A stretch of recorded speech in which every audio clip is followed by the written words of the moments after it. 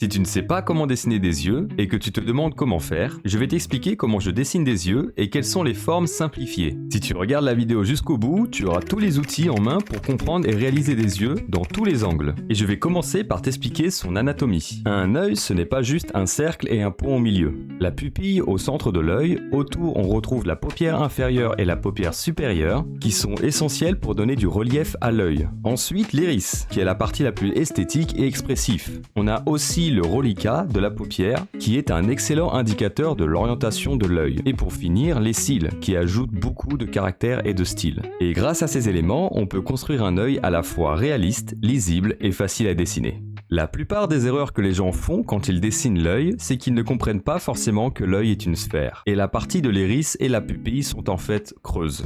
Et cela explique pourquoi la partie haute de l'iris sera plus foncée que la partie basse. Et la réflexion de la lumière aura toujours une forme courbe, car elle se situe directement sur la cornée. Le meilleur moyen de dessiner un œil est de dessiner une sphère. Exercez-vous à faire quelques sphères et à tracer des lignes de perspective pour bien comprendre la forme. Tracez ensuite une flèche qui désignera une direction claire, puis remplacez cette flèche par une nouvelle sphère qui sera votre iris. Quand on regarde des yeux, on peut parfois se dire que c'est difficile de le refaire. Et gardez en tête qu'on peut simplifier toutes les formes. Vous pouvez voir que j'ai simplement tracé 3 à 4 traits et juste avec ça nous avons la forme de l'œil. Et c'est avec cette forme qu'on va pouvoir commencer à détailler et à rajouter des éléments pour petit à petit avoir la ressemblance de l'œil. Et un petit conseil, si vous avez du mal à dessiner l'iris, souvenez-vous que c'est comme dessiner une sphère dans une sphère.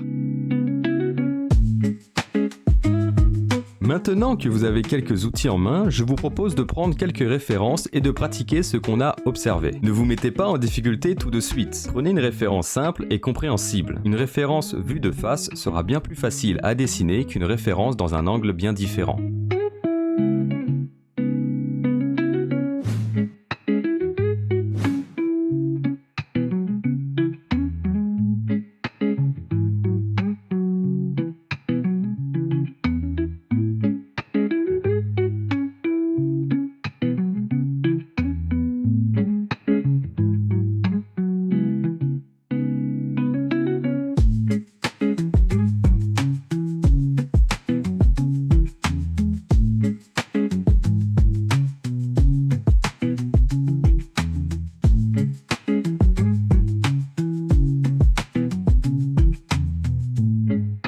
Une fois que vous avez réalisé plusieurs études, je vous invite à aller voir d'autres illustrations de vos artistes préférés et voir comment eux, ils modifient leurs yeux. Vous remarquerez qu'ils suivent tous la logique et l'anatomie qu'on a retrouvée dans tous les éléments qu'on a regardés ensemble.